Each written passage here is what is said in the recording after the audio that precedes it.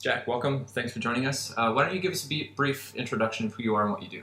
Okay, so I'm a recent graduate from university, so I'm quite new to the space relatively. I'm really passionate about decentralized organizations, so I was lucky enough to join Colony for 6 months after graduating from an economics and business degree. Now I'm exploring an org tech newsletter, which looks at organizational technologies and how these could enable more open, accessible organizations. Cool.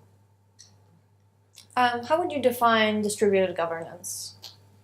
To me, distributed governance is about distributing the ownership and control of organizations, the ownership and control of allocating resources, choosing the direction that organizations go in. So that can be anything from distributed control of a project to distributed control of a pool of finances. It's about reclaiming control of the systems which govern our society. What do you think are one of the most interesting models of decentralized governance? So, like Reddit, for example, or liquid democracy, or something like that. To me, the thing I'm most passionate about is the DAO. Not the original, the DAO, but the DAO concept in general. The idea that we can use technologies to augment organizations and enable people to rely on a system so that they don't have to have managers, they don't have to centralize ownership and control into a hierarchy, so that ownership and control is more equally spread across organizations based on merit, reputation, or if you would prefer a democracy for whatever use case. Yeah. Why is this important? That's a deep question. To me, it's important because it makes it more likely or easier for people to achieve self-actualization. I think in today's society, in order to actually survive and make a living, we have to make a lot of choices subject to constraints which we may not be satisfied with. We have to join a corporation to do work that we aren't passionate about, because there are a limited number of corporations and platforms that we have to choose between.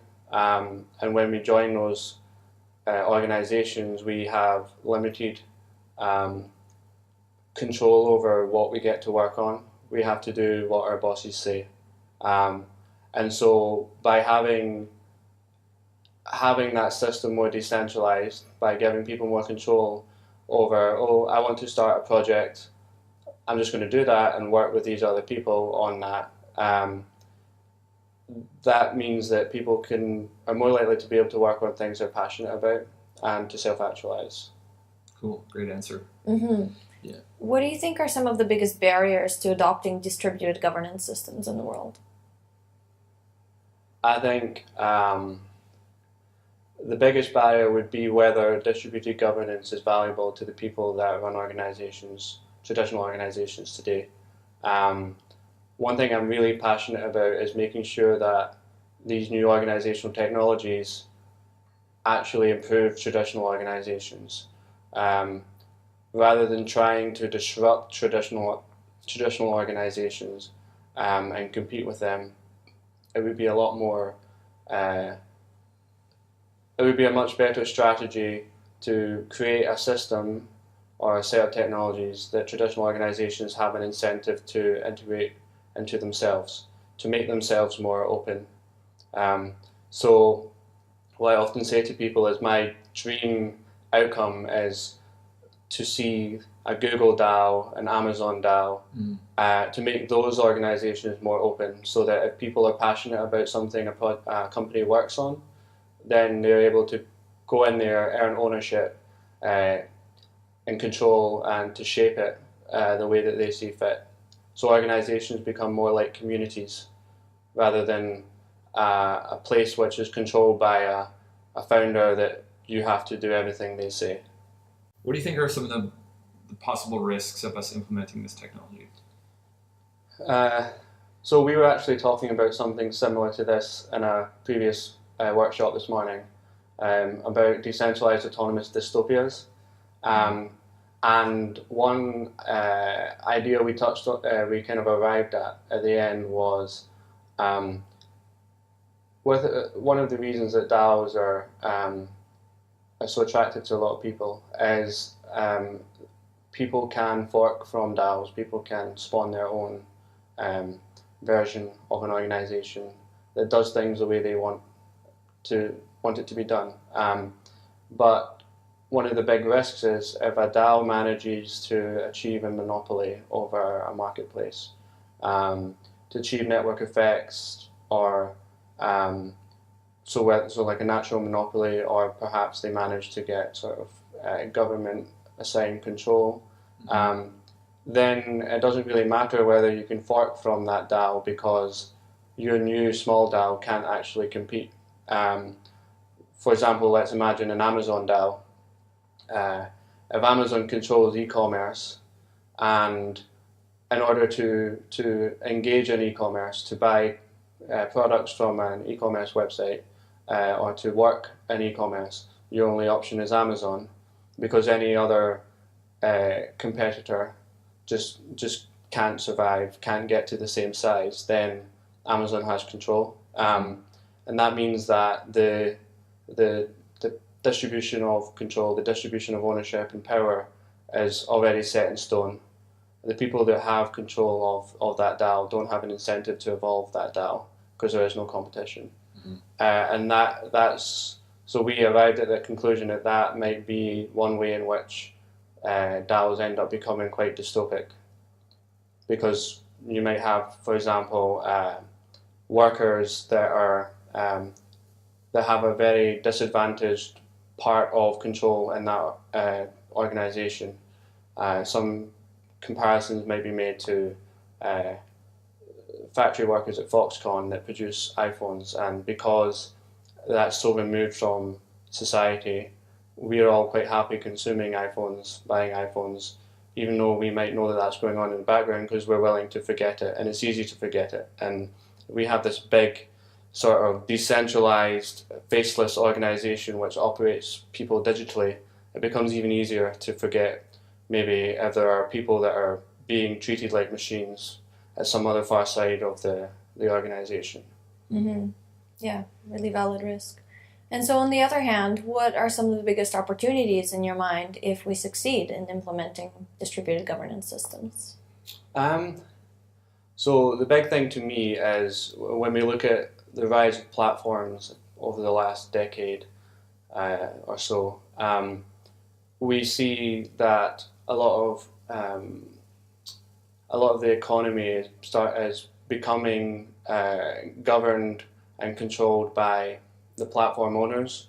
So, for example, Uber, that's the obvious example a lot of people point to. The drivers that work for Uber don't have ownership of Uber. They don't really have a say over how prices are set or how they conduct their business. And that means that Uber ends up having, where before you might have had several different taxi companies, now you have this one monolithic being. If we can somehow implant decentralized governance into that, so that anyone that contributes to an organization like that earns ownership and control over that, then it becomes a much nicer state of affairs in which drivers might feel a lot more empowered, might not feel the need to revolt and to sue Uber in court. And there's so many other cases where platforms have the same issue. So to me, the biggest opportunity is making platforms more open. What are some of the most interesting people, projects, or movements in the space that give you the best hope for the future?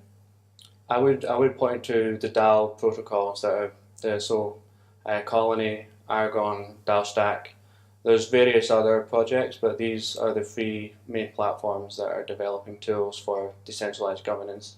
The one that I most am drawn to is Colony, because because they have a model which is based on the idea that if you can measure the contributions of members of an organization, you can reward effort, you can reward merit, and make an organization more egalitarian.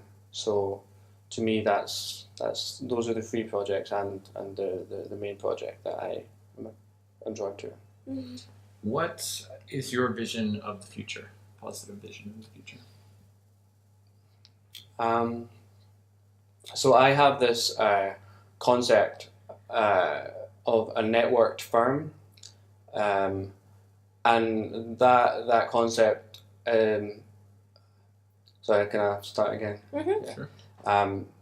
This is quite a complex subject.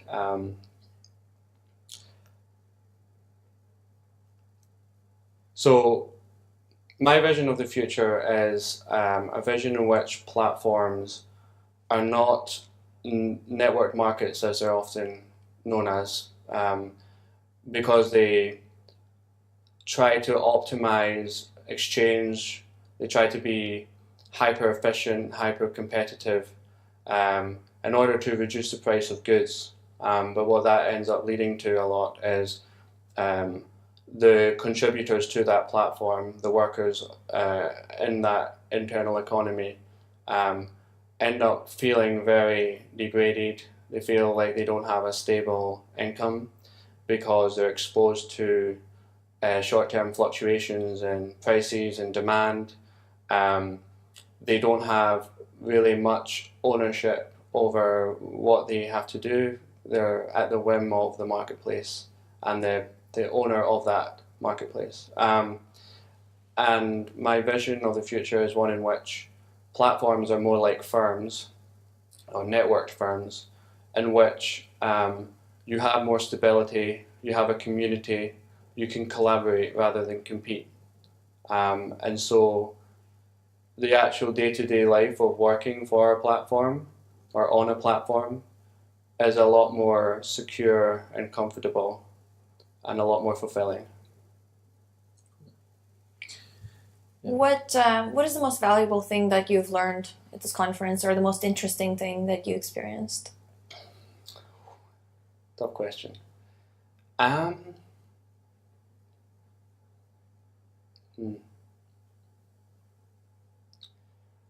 would say the thing that inspired me the most was the meme session, where we were looking at how we can inspire people who maybe don't have the time to dive into a big book about these ideas and to try and understand what all of these abstract concepts mean, how we can distill that into emotions and maybe metaphors that help them to learn an idea quickly and to communicate that idea to their peers. That was really inspiring because I think it's a crucial thing that we have to achieve in the decentralized governance space in order to see mainstream adoption. So yeah, I think that was the thing that maybe it wasn't really something I learned, but it was more something that tapped into an ongoing process that I'm already sort of embarking on, and that I hope I will be able to learn from as we continue in future discussions, whether that's in a second session today or online.